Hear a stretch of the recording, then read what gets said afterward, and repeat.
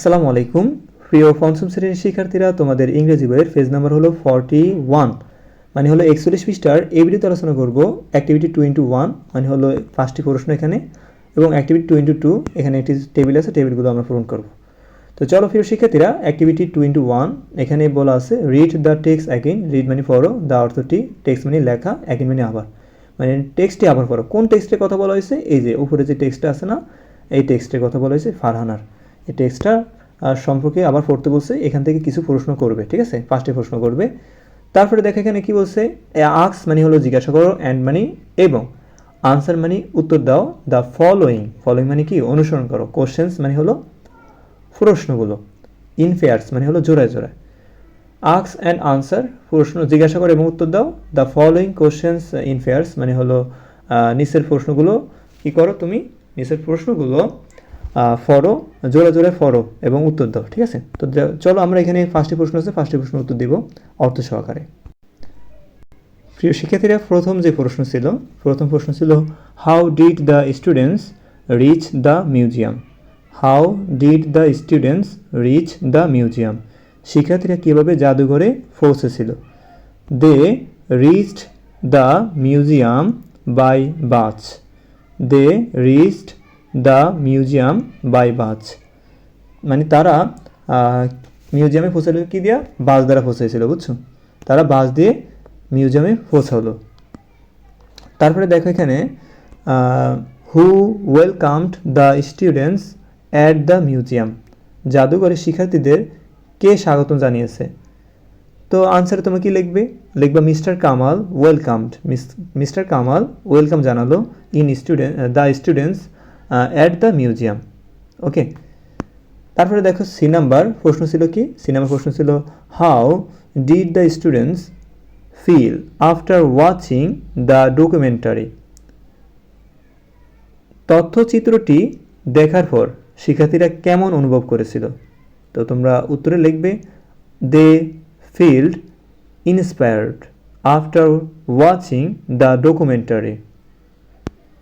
D number প্রশ্ন ছিল what did they see in the museum, তারা জাদুঘরে কি দেখেছিল। তোমরা আনসারে লিখবে they saw old graphics photographs of the war. They saw old photographs of the war, handwritten letters, তারপর weapons and personal belongings of the war heroes. Number প্রশ্ন ছিল why do you think the trip will be memorable, তোমার কেন মনে হয় ভ্রমণটি স্মরণীয় হবে। The trip will be memorable because they learned about the liberation war and enjoyed the visit. Activity 2:2 read the text again. read মানে পড়ো, the text again মানে লেখাটি আবার পড়ো, find out খুঁজে বের করো, the time সময়, when যখন, they মানে হলো তারা, did মানে করেছিল, these activities এই অ্যাক্টিভিটি মানে এই কার্যকলাপগুলো যখন করেছিল কোন সময় করেছিল সেটা খুঁজে বের করতে বলছে। তো দেখো প্রিয় শিক্ষার্থীরা, প্রথম যে অ্যাক্টিভিটি আছে এখানে টাইম আছে, এখানে সময়গুলো দিতে হবে এই ঘরে, আর এখানে অ্যাক্টিভিটি মানে কোন কাজগুলো করেছে। দেখো স্টার্টেড জার্নি ফ্রম স্কুলের যাত্রা শুরু করে, স্কুল যাত্রা শুরু করে কখন, 9 AM।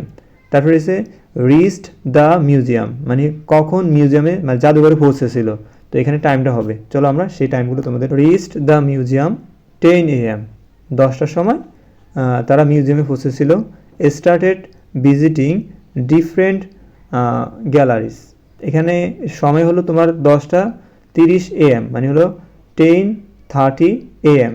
ওকে, তারপরে দেখো লেফট দ্য মিউজিয়াম মানে মিউজিয়াম ত্যাগ করলো কখন, 12:30 PM মানে 12:30 তারা মিউজিয়াম ত্যাগ করেছিল। তারপর রিটার্ন টু স্কুলে ফিরে গেল কখন, 1:30 PM মানে হলো 1:30 PM মানে 1:30 PM তারা কি স্কুলে রিটার্ন নিল মানে ফিরে গেল। তো আশা করি প্রিয় শিক্ষার্থীরা তোমরা এই অ্যাক্টিভিটি 2:1 অ্যাক্টিভিটি 2:2 ক্লিয়ারলি বুঝতে পেরেছো। ভিডিওটি যদি ভালো লাগে অবশ্যই তোমরা চ্যানেলটি সাবস্ক্রাইব করে রাখবা, যারা করেছো তাদের অসংখ্য ধন্যবাদ। আর ভিডিওটি লাইক করবা, বন্ধুদের মধ্যে শেয়ার করে দিবা।